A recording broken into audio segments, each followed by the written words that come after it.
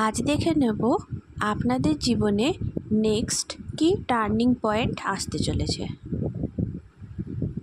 প্রথমেই the judgement card. তো আপনারা কিন্তু এখানে এমন কোনো সিচুয়েশানে রয়েছেন যেখানে আপনারা লিটারেলি ভগবানের কাছে প্রে করছেন, মানে সিচুয়েশান থেকে বের হওয়ার জন্য, মানে ফেঁসে আছেন এরকম একটা। আচ্ছা, তো আপনারা কিন্তু এখন এই মুহূর্তে অনেকেই কিন্তু রিলেশনশিপ ট্রাভেলে খুব বেশি রয়েছেন। অনেকের ক্ষেত্রে কিন্তু এটা একদম ডিভোর্সের পর্যায়ে চলে গেছে প্রায়, মানে ডিভোর্সের কেস চলছে বা বিয়েতে খুব বেশি সমস্যা হচ্ছে। আপনাদের জীবনে কিন্তু এটা রিকনসিলেশনটা হয়ে যাবে, মানে যারা ডিভোর্সের অলমোস্ট ফেজে রয়েছেন তাদের কিন্তু ডিভোর্সটা নাও হতে পারে এবং আপনারা দুজনে কিন্তু রিকনসাইল করে যেতে পারেন, মানে দুজনেই যদি সেটা চান এবং মনে হচ্ছে আপনারা চাইছেন।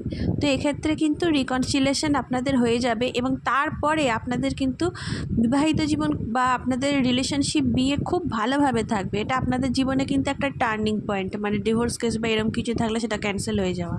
এখানে অনেকের ক্ষেত্রে কিন্তু আপনাদের এক্সও আর কি ফিরে আসতে পারে এবং আপনাদের মধ্যে কিন্তু রিকনসিলেশনও খুব তাড়াতাড়ি হয়ে যাবে।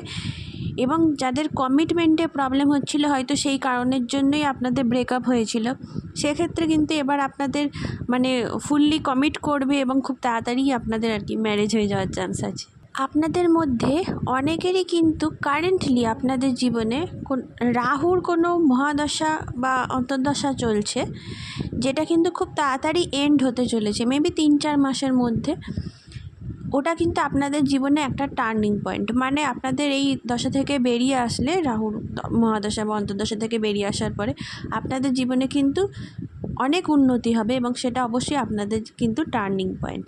অ্যাঞ্জেলরা সবসময় আপনাদের সাথে আছে, ভগবান আপনাদের সাথে আছে এবং প্রোটেক্ট করছেন। Thank you.